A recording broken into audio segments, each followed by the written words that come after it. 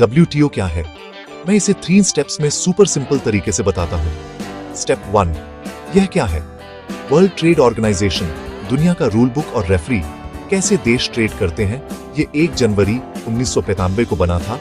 इसने गैट नामक पुराने सिस्टम की जगह ली थी, जो 1948 से था। इसका हेडक्वार्टर्स जिनीवा, स्विट्जरलैंड। आज इसमें 164 मेंबर कंट्रीज हैं और दिसंबर 2023 तक लगभग 25 ऑब्जर्वर साइडलाइंस से देख रहे हैं। इन शॉर्ट, एक ग्लोबल क्लब ट्रेड रूल्स का एक सेट झगड़ों को सुलझाने की एक जगह। स्टेप 2, ये कैसे काम करता है? WTO 3 बड़े काम करता है। 1, ये देशों को ट्रेड एग्रीमेंट्स लिखने में मदद करता है और देखता है कि वे उनका पालन कैसे करते हैं। 2, ये ट्रेड डिस्प्यूट सुलझाता है। अगर 2 मेंबर्स में क्लैश होता है तो WTO इसे हल करने के लिए एक प्रोसेस प्रदान करता है। ये एक बहुत बड़ी बात है। 3, यह IMF और वर्ल्ड बैंक के साथ समन्वय करता है ताकि ग्लोबल इकोनॉमिक पॉलिसीज बेहतर ढंग से अलाइन हो। अब कोर प्रिंसिपल्स।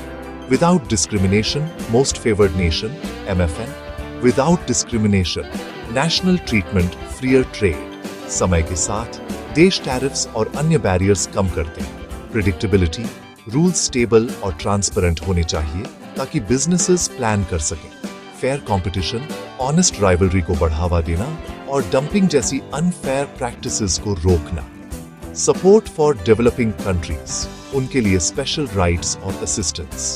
स्टेप 3, यह क्यों मायने रखता है और इंडिया का रोल। इंडिया एक फाउंडिंग और बहुत एक्टिव मेंबर है। मैं 3 चीजों की परवाह करता हूं जिनके लिए इंडिया बहुत जोर देता है। Farmers first, India food security के अपने अधिकार और स्मॉल फार्मर्स को बचाने वाली सब्सिडीज देने के अपने अधिकार का बचाव करता है। Developing country space, India special and differential treatment का समर्थन करता है। Services and people, India services में अधिक ओपन ट्रेड का समर्थन करता है।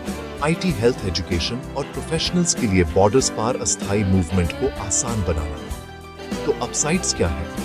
ग्लोबल ट्रेड बढ़ता है, इकोनॉमीज डेवलप होती है। स्मॉल कंट्रीज को बड़े देशों के खिलाफ अपनी बात रखने का एक प्लेटफॉर्म मिलता है। और ट्रेड वॉर्स, जब एक रेफरी होता है तो वे कम होते हैं। और क्रिटिक्स, कुछ कहते हैं कि सिस्टम रिच कंट्री इंटरेस्ट्स की ओर झुकता है। डिसीजन मेकिंग धीमी और कॉम्प्लेक्स हो सकती है। और एनवायरनमेंट और लेबर राइट्स जैसे मुद्दे, क्रिटिक्स का तर्क है कि WTO ने उन पर पर्याप्त ध्यान नहीं दिया है। अगर आपको सिर्फ जिस्ट चाहिए, WTO दुनिया का ट्रेडिंग रूल बुक और फील्ड पर रीफ है। जब कोई देश एक रूल तोड़ता है या सोचता है कि किसी और ने